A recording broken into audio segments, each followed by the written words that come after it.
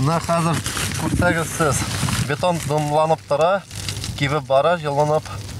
Шуның өчен өстенә полоклар җәйдек. Участок прорабы юл салу технологиясы турында сөйле. Эшләр кыш көне алып барылганга, суыкта асфальт катмасын өчен ул электр чыбыклардан җылы алып торачак. Өстенә махсус юрганда ябалар.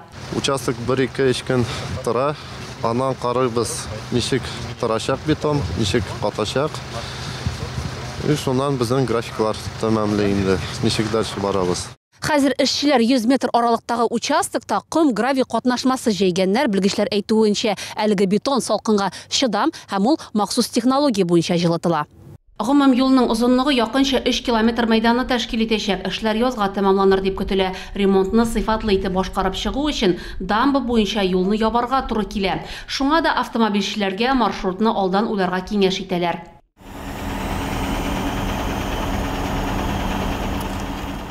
Зур техника яр буенда да Гыжли Красный Ключ дамбасы быел федераль программага керә.